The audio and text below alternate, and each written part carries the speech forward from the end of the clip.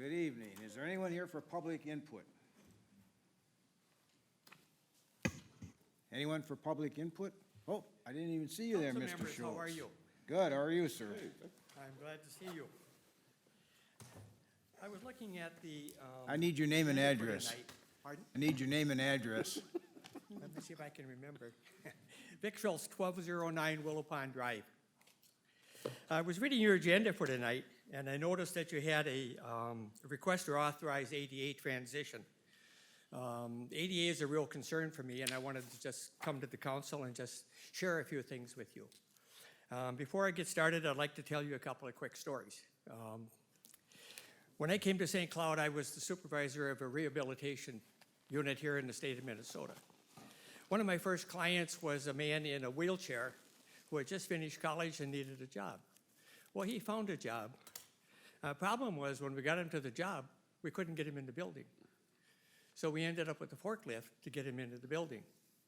Once we got him into the building, he had really no place to go. He had no restroom facilities. He had no hallways were too narrow. There was lots of obstruction. We spent months getting him in a position so that he could use that.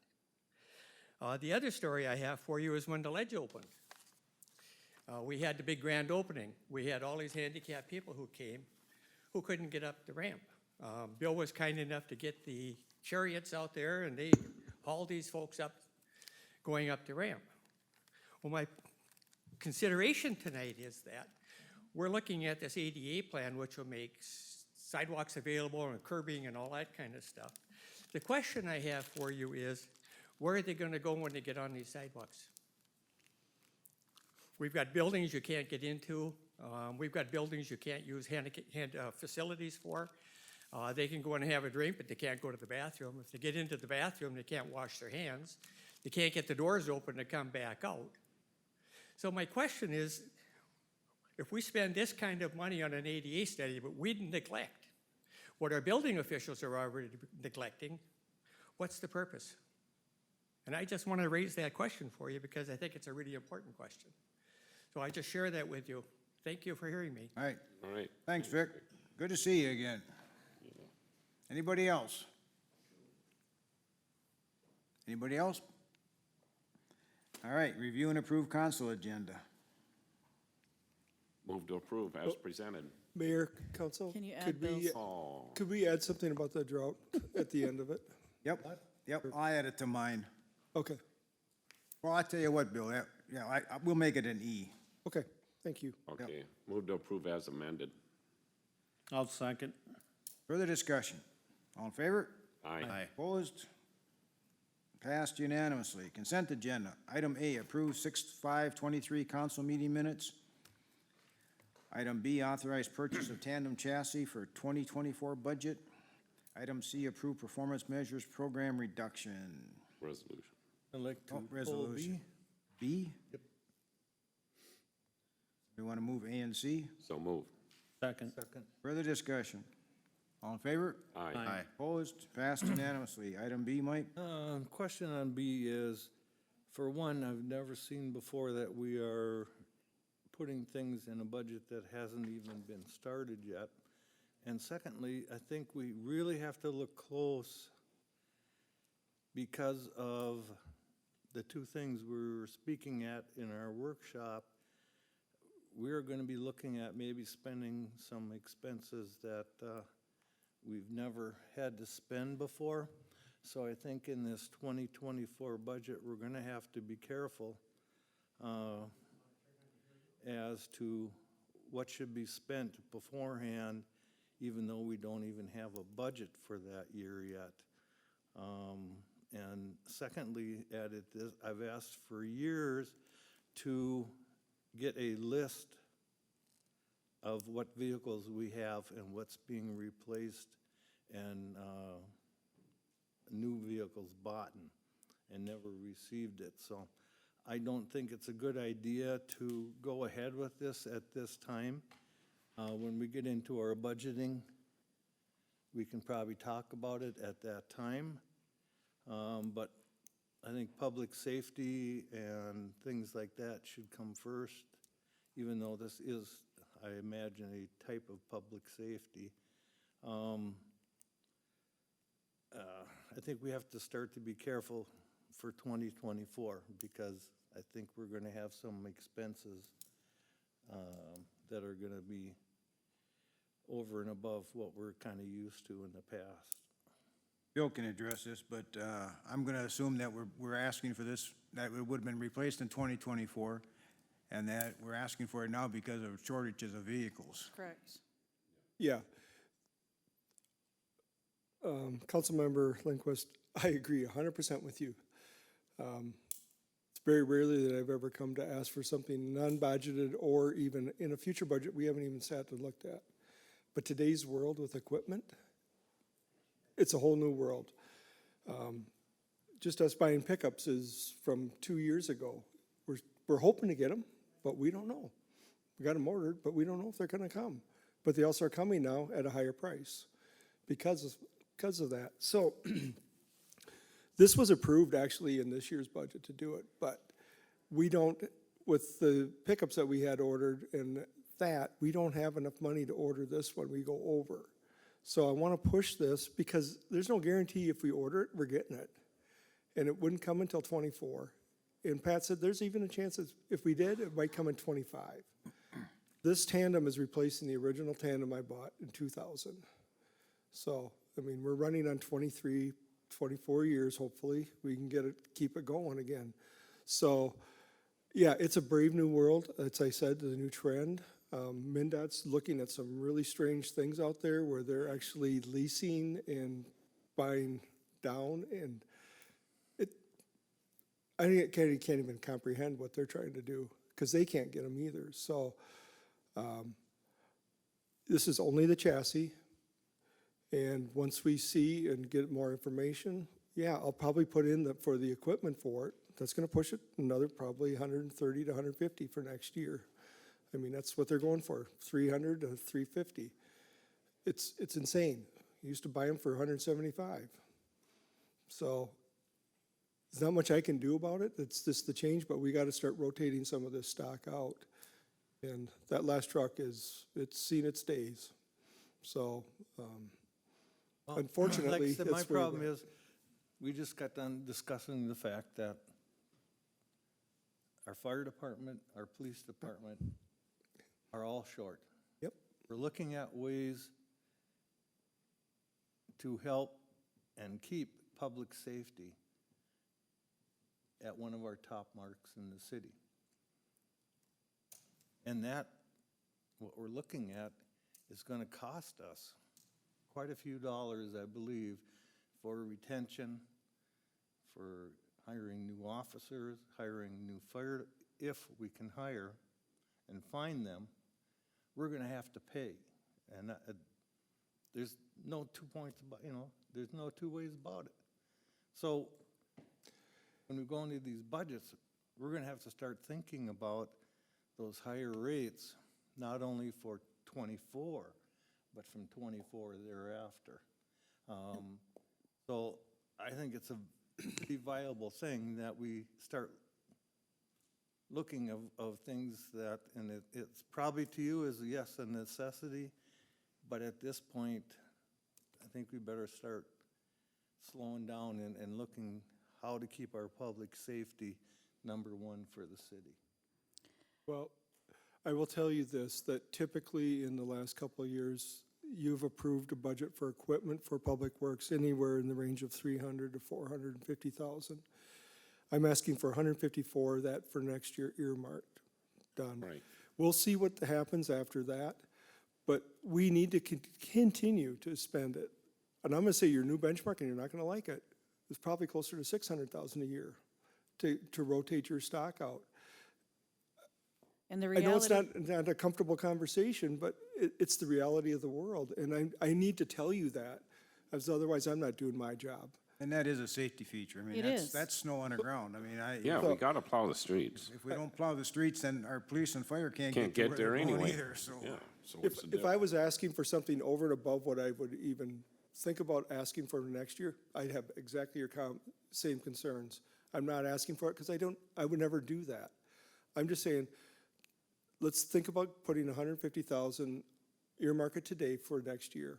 Now, that leaves me 200 maybe next year. We'll see what happens when we go through the budget process here in the next couple of months and see where it lands. But at least we get the chassis, we can get it ordered. Like I said, I don't know if it's coming next year or the 25. That's the craziest part about this whole thing. So, if any other questions, I mean, I'll take them. I mean, I'm sure Bill's at least gonna have 150,000 in '24 budget for equipment. So if it's the only thing, it's gonna be that. So I'll move to approve. I'll second. Further discussion? All in favor? Aye. Aye. Opposed? 4-1. Regular agenda, item A. Is it SIA? SIA. Hospitality LLC Hotel Motel License Application. Got that.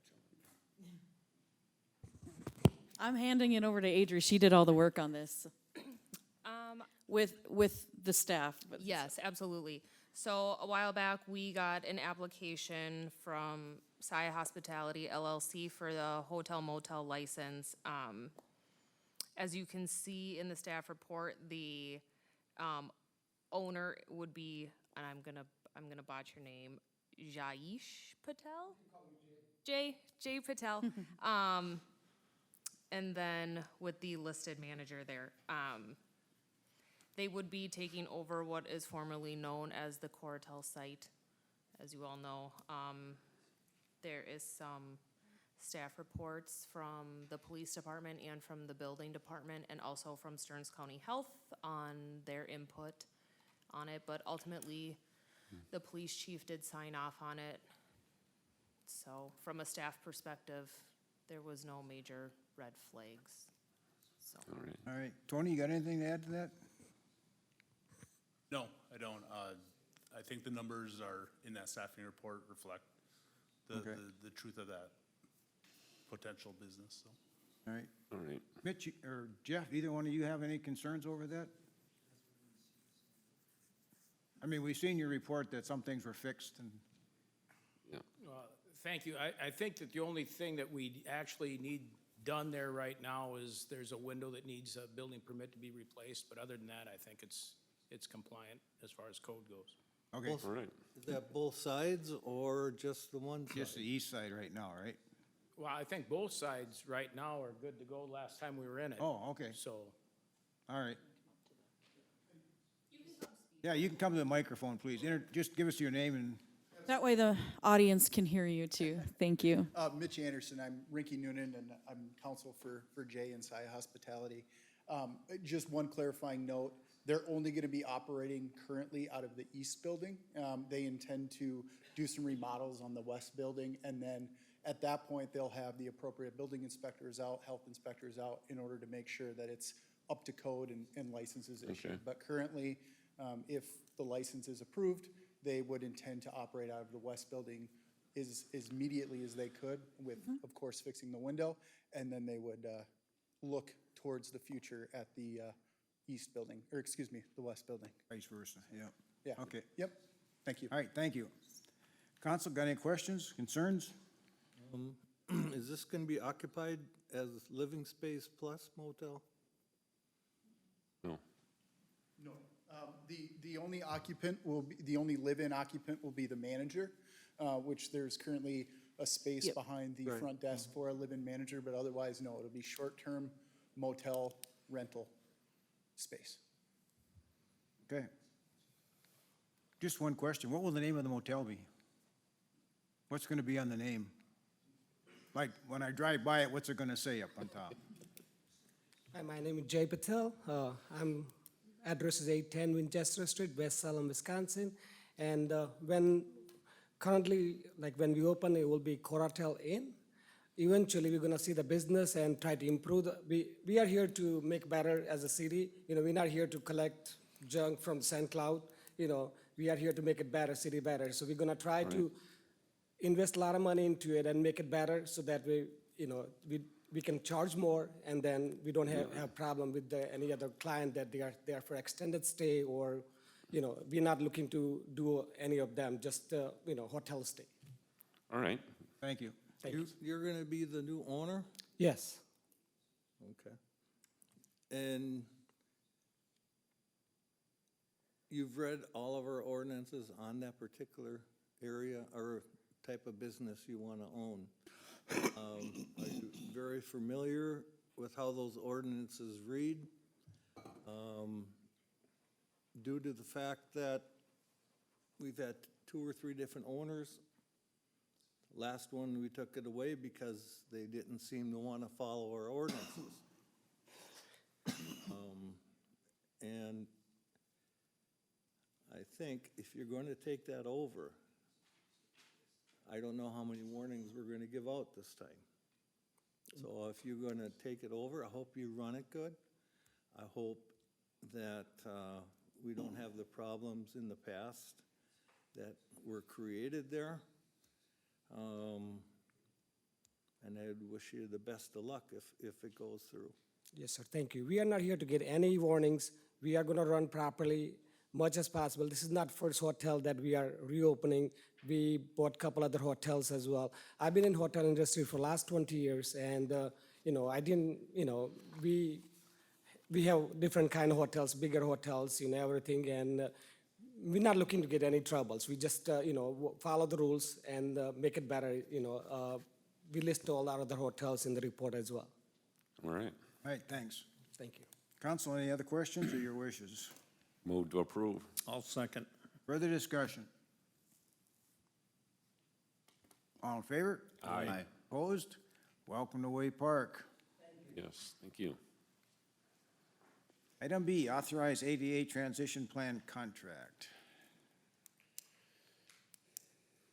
Council, I'll take this, I'll just keep it brief, since this is really more city engineer's area, and he can speak to it probably with some more authority than I can, but you may recall that sometime previous at a work session, we had some discussion regarding a proposal we solicited from SEH to perform and complete the ADA transition plan.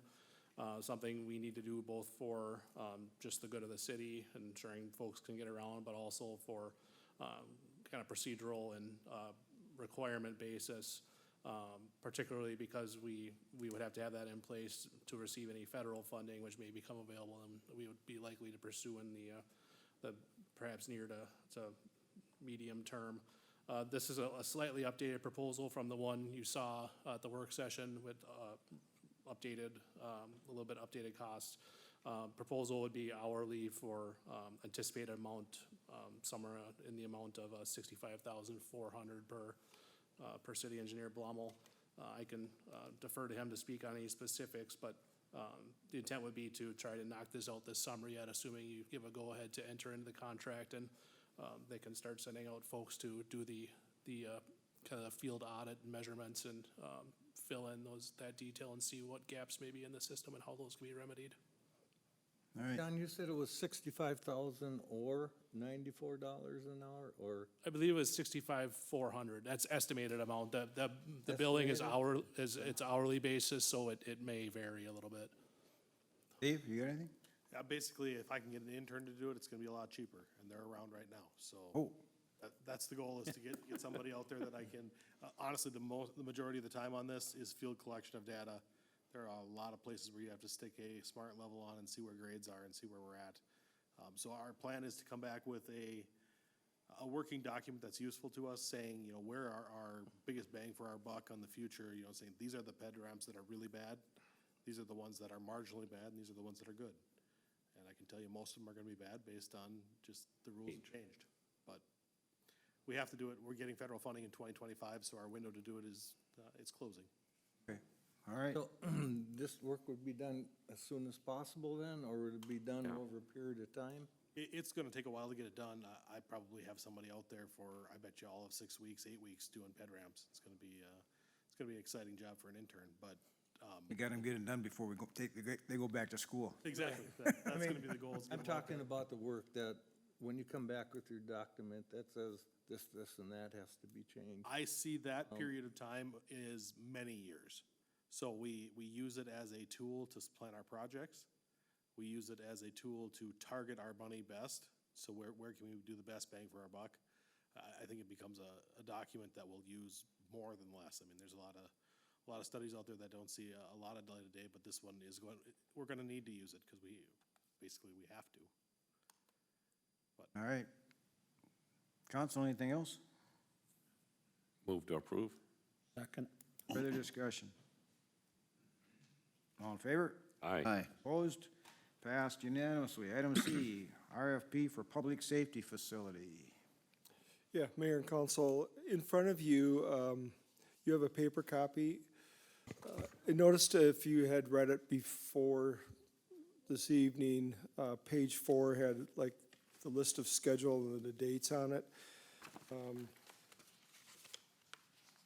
I wasn't really comfortable with that, so I conferred with Jeff Ryder on that this morning. It's as soon as we could get together and kind of revise this and got his input also. So page 4 is a little bit, is revise that a little bit. Just knowing now that trying to get this constructed and being done by the end of December 26th, we both feel that's our target date. So we kind of use that, worked our way backwards with it. So I set up I extended some of the deadlines for some of the items. So I had complete the needs assessment. I had it at November 1st. He thought that with the way architects work and where they're at right now, they're probably all really busy trying to figure out how to finish out their year. He thought that extra month would be advantageous.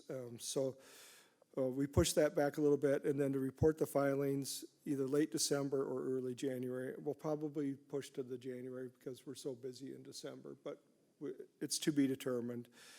Then they complete the preliminary sites and building layouts by the end of June. Give them some time to chew on that and work through that. And then report back to City Council in a work session in June or July of next year. And then hoping to complete the final design by November.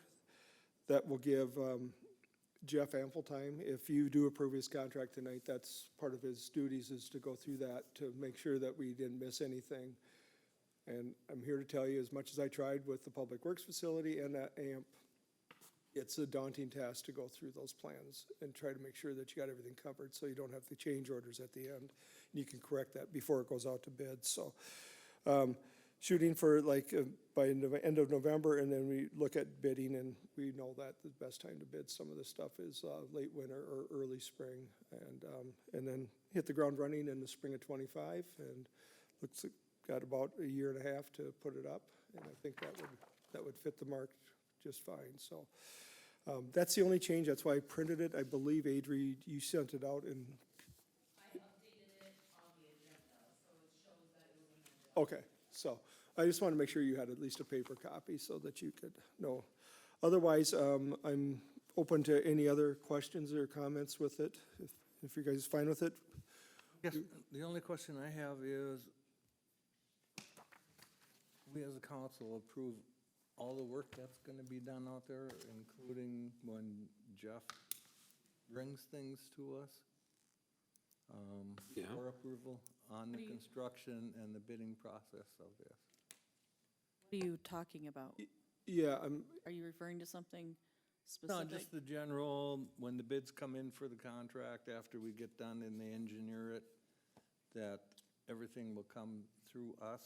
All of the same Yes. things that you have for a project yep, go through the same council. process that we've done for the last two buildings, and, Yeah. yeah, Yeah, Any change order, anything like that? correct. Any changes, he's gonna have to come to a work It'll, session. it'll follow the same process. That's the beauty of it, I'm here still, we'll work it through. Yeah, I might not be here at the First very end of shovel it, but, full to the end, we're gonna have to put a bid, or everything will be brought in front of us. right, You're gonna be approving the bids, and they'll be approving change orders, you'll be approving the design. You'll be So, I approving mean- the architect. yep. like Yeah. any So project. Yeah. Yeah. it'll The actually work. RFP itself is gonna be chosen by, the council's all gonna be involved in that process. And you'll get to choose who you're gonna work with, and then the design of all of that, Process. yeah. So. Yeah. So a lot of the I decisions. mean, there's a lot of, I just wanted to be clear, because there's 100 other decisions that get made that aren't at a council meeting Yeah, that right. need Like made, what and I color wanna is the make sure. paint? Yeah, we don't bring those No, kinds I'm of just- level of decisions Consider here. with the dollars and cents of the things that go on, absolutely. you know, it was, Yeah, Be a budget, and it'll be tracked, just Yeah. like I've done in the past, and try to make sure that we come in under budget, and Tony and his staff will be deeply involved with all the project meetings as we're building it. 'cause- as will the fire department as well. Correct, Yeah. yep, so. All right, council, Move to approve. I'll second. further discussion? All in favor? Aye. Opposed? Passed unanimously. Item D, owner's representative agreement with custom builders for public safety facility. I think Bill kind of, Yeah, Address that. the council talked about that at the last work session, so I reached out to Jeff, and in front of you is his proposal for providing those services, so. Yep. I'll move to approve. I'll second. further discussion? All in favor? Aye. Opposed? Passed unanimously. Item E, Bill, the drought.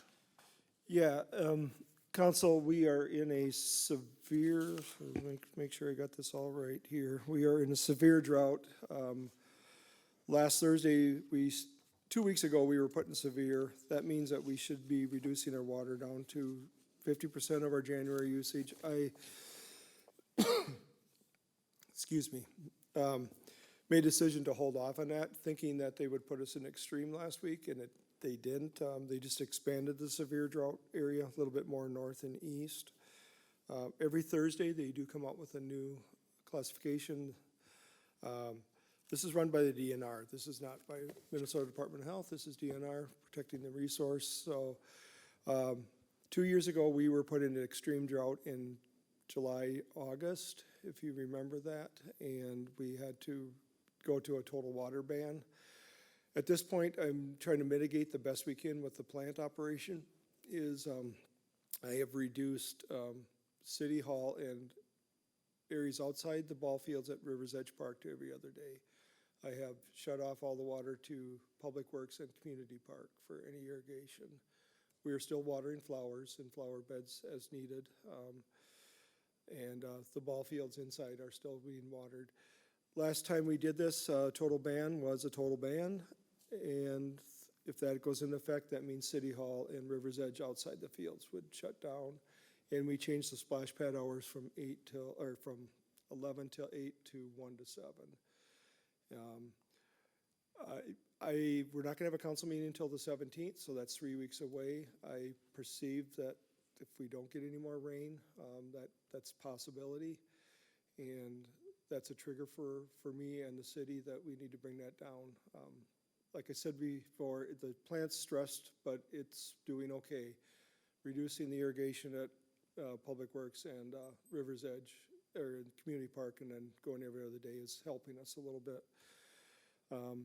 So my ask for the council is during this period until our next meeting, if in fact the drought monitor says that we're in extreme and the DNR requests us to go down to 25% of our normal January usage, that's a huge reduction from, so our January usage is about 660,000 gallons a day.